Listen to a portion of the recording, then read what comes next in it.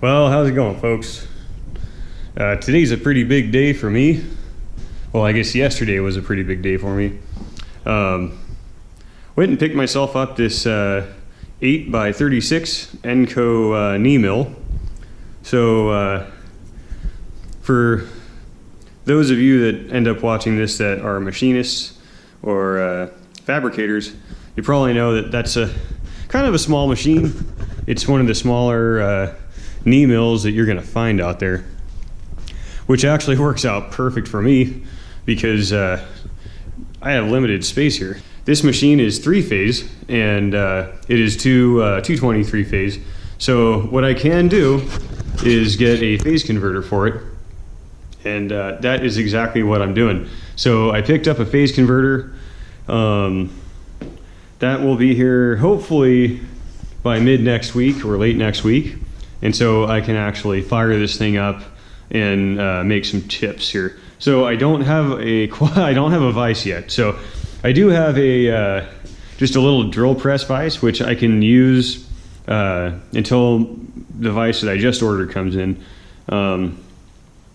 Anyway, let's go over the mill just a little bit. So, and I guess a little bit of my backstory. So this is, like I said, it's an 8-inch wide by 36-inch long table.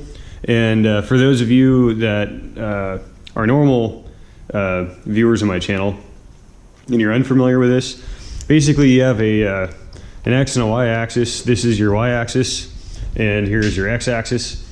And you have a heavy duty quill that is built with, it's built to take side load. So it has the proper types of bearings. Now your drill press is not going to have the same type of bearings that a milling machine quill does. So you also have fine down feed. Here's your rapid down feed forward reverser. The knee part of this machine is the part that moves up and down for the table. So that's pretty slick. I wasn't going to settle for a mill that didn't have a knee or some type of a square column.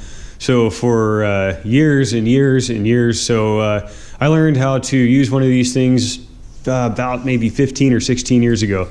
And it very quickly became a passion of mine. I absolutely love machining parts on a mill. It's just one of those things that I really took to. So ever since the very day that I laid eyes on an e-mill, I wanted one. I wanted to know how to use it, and I wanted one at my house. So here we are. I got one, and I can't tell you how excited I am. So this has 6 speeds in it, I think, or 12, something, 6 speeds, and range anywhere from, 12, okay, so 100 RPM to 3,500 RPM, which is a pretty dang wide spectrum there. Not bad for a no frills machine like this. This is pretty much a bare bones, as simple as it gets knee mill, J style or J head style knee mill. So it did.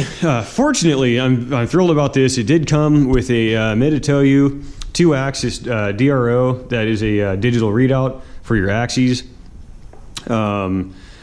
It is so Meditoyu makes pretty high quality instrumentation.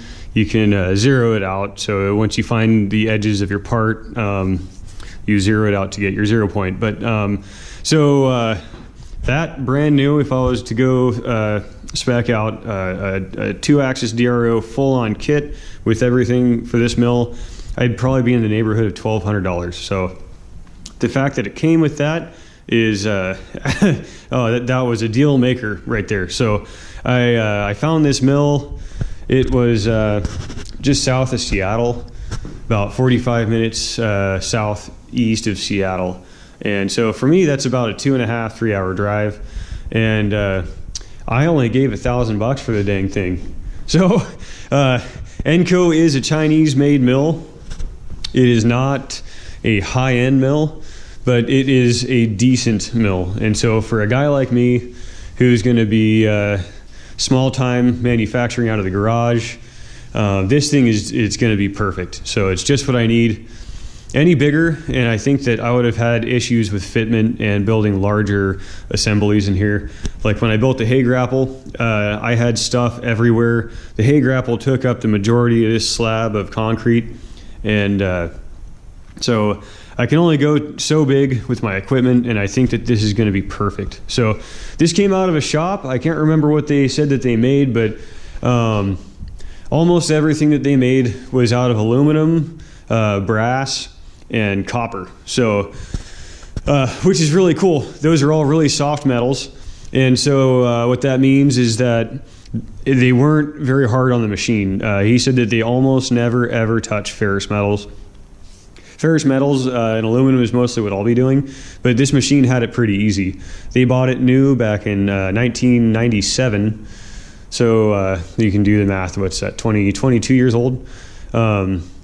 You can tell they took pretty decent care of it. There are some apprentice marks here. You can see where it looks like maybe they didn't tighten the quill up all the way, and the tool walked down out of the collet. And some of these other holes, that's just from people being careless, kind of. I always watch my table surface and make sure that I'm not going into it. But you know what? It's 22 years old. This is what I can afford, and I'm really happy with what I got. It does need a little bit of work. So my fine feed engagement wheel goes right here. You tighten that little wheel up. Normally it has something to grab. I'm not sure what the factory one looks like, but you tighten this up, and then that engages. You can see right there. I almost engaged it with my hand. Let's see if I can do that. Yeah. So. Not quite, but so I need to manufacture something for that. Other than that, this mill is in pretty good shape. This does have a fair bit of backlash. You can see I can turn it. I measured it with a set of calipers. It's 45 thousandths of backlash.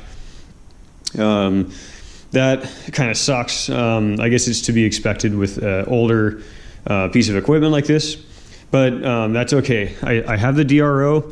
And I have used many mills, some of them having significantly more backlash than that. And there are ways around that. If you're a machinist, you know that. If you're not a machinist, just a real quick lesson here. When you, let's say you're making your cut, you're going to apply your gib lock. Come on now. You're going to apply your gib lock. And then before you go back to make that other cut, you take up your backlash before you release your gib lock to cut in the reverse direction. Otherwise, especially if you're working with a ferrous metal or something and you're taking off a good sized chunk, the table can lurch and you can mess up your tooling and mess up your cut, etc. But if you know what you're doing, backlash really isn't a big deal, especially if you have a DRO.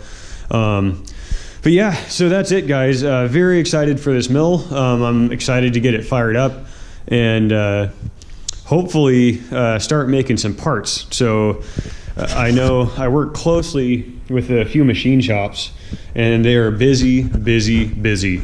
So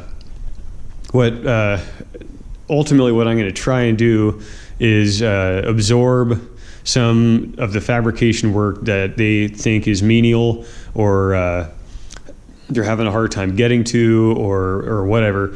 Maybe make it so that they don't have to hire that additional person by taking that workload off of their plate, which is something that I would be doing after work and on the weekends.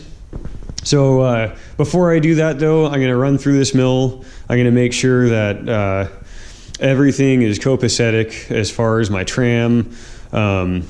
Make sure that the table is nice and parallel to the tooling, etc. And once I know that I can repeatably make a high quality part with a decent tolerance, then I will start soliciting work. Okay guys, well I have been rambling for just a little bit too long. Thanks for stopping in. Stay tuned for some pretty neat videos of this thing in action, making chips fly. Appreciate you guys stopping in, Y'all take good care, and we'll catch you on the next video.